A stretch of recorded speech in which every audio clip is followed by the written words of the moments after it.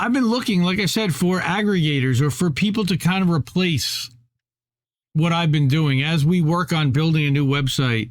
How do I aggregate and find stories every week to do for the show? I'd love to be able to share more stuff out as well. It's just the way to consume it is very difficult.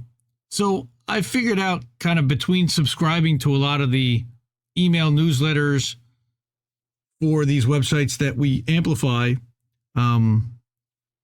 as well as the Substack inbox, because you can, from all the Substack that you subscribe to, they also provide you with a handy inbox, and I will go to it here and show you what that looks like.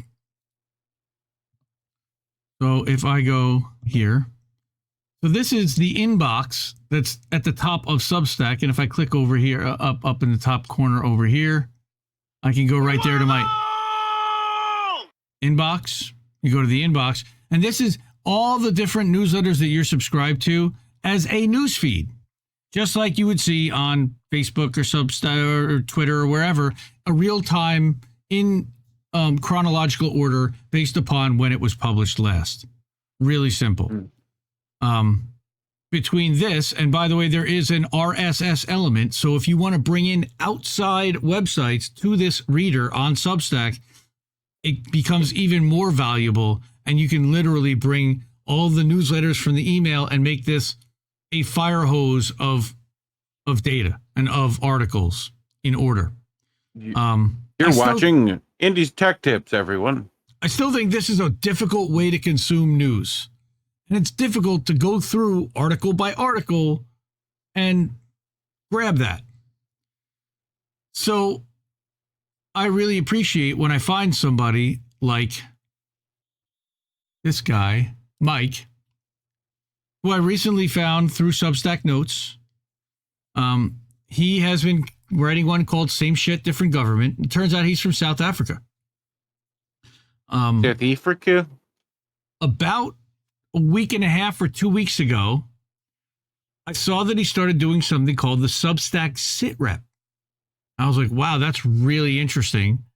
And I suggested to him, hey, you might want to add a graphic in to let people know what it's going to be about, because what it is, and I haven't even looked at today's yet, but it is a aggregation of different stories, different articles, different videos by category from both on Substack and off Substack about a whole wide variety of topics that are of interest to us.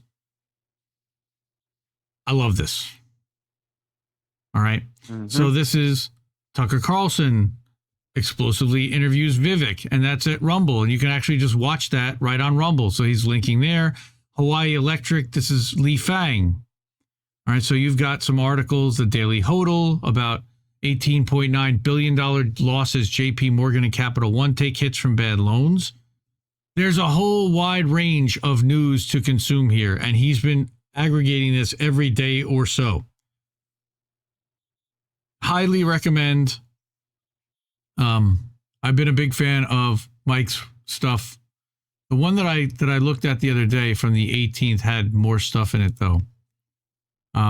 It had RFK, Israel's Useful Idiot, which I think was Chris Hedges' article.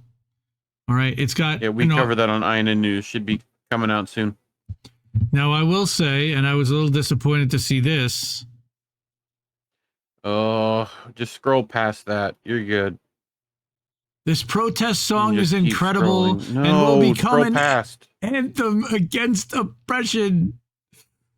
Just scroll past. Now Just scroll past. He's in South Africa. But what this proves again South Africa is that the algorithm can push worldwide.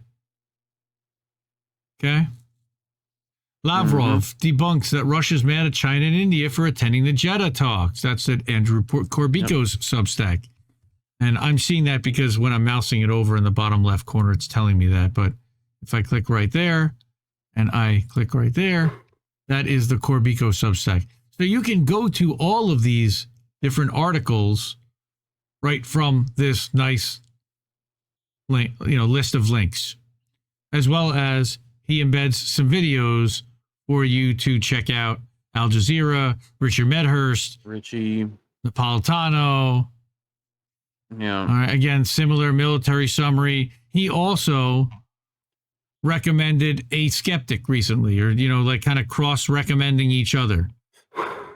Which makes sense here. A Skeptic's Russian-Ukraine news aggregator. There you go. And I saw that. I was like, ooh, that's interesting. And sure enough, it's actually a pretty good source.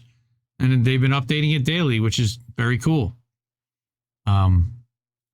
Here's David Brennan in Newsweek about Zelensky's pivotal counteroffensive call threatens to divide leadership. We've got the Aaron Mate one about, it's Alex Rubinstein holding court with Ukraine's most famous neo-Nazi. Shout out to Alex Rubinstein, who, by the way, is... No, not Aaron Mate, but Alex Rubinstein over at the Gray Zone, Indie Media Award honoree. Yes, as is the Gray Zone. Shout out to all of them over there. So, same shit, different government. That's Mike Hampton.substack.com, Hampton, just like the guy who used to pitch for the Mets in the Colorado Rockies. But that's not this guy. I did want to make mention for a minute because we haven't talked about Lahaina. And we are a news show, and oh God, just to see the footage and to see the coverage, it's just heartbreaking, beyond heartbreaking. They talked about one of the things I saw, I think, of all people, from Alex Jones again on the Twitter, that like lizard people. Yes, that like the people were at work. They sent the kids home. Oh, bro. This is what I was going to talk about, but I don't know if I can get through it. But they didn't send them home. They sent the kids home. No, they like were at school. They sent them home due to like heat advisory and like, and then they never turned on the sirens. They cut the power. So, but it turns out that they said that they never sent the kids to school because the power was out. But right, it's which means that the parents went to work. Oh, I can't. I mean, yeah.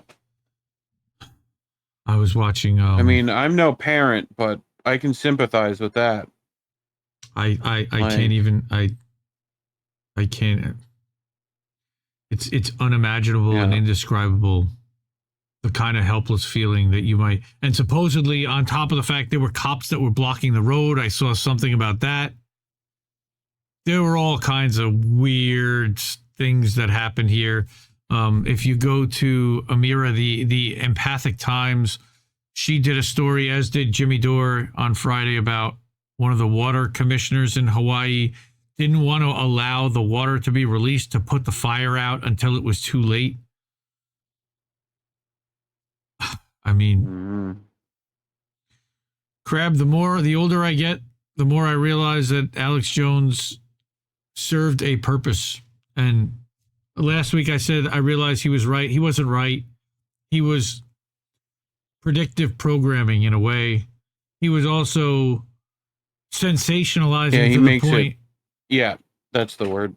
Yeah, he sensationalizes it so that when it actually happens in reality, somehow you can swallow it because at least it was talked about. He turns Whitney's actual information into the New World Order, the Illuminati.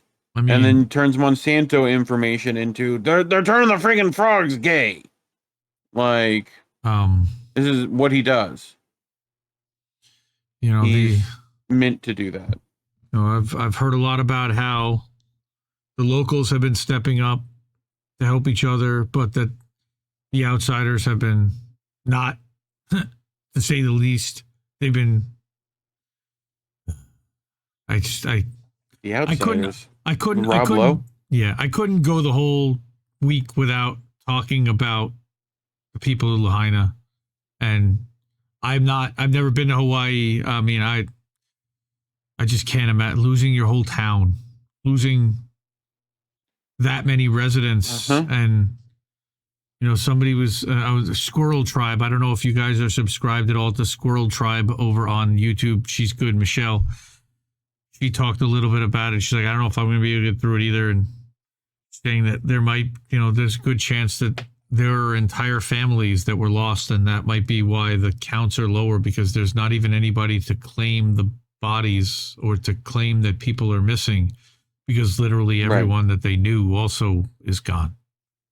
And yeah, Dr. Nick, she's great. I like her. Big fan of hers. I would love to have her on my show. So if you comment to her, I'd love to interview her and talk to her about how she started doing this, when, and learn a little bit more about her.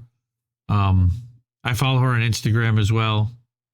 She's got the Squirrel Tribe 2.0. She talks more about like her own personal life and her kids and travel stuff. And she's outstanding. All right. I didn't want to hit with like such depressing shit. But like I said, I did want to talk a little bit about Hawaii.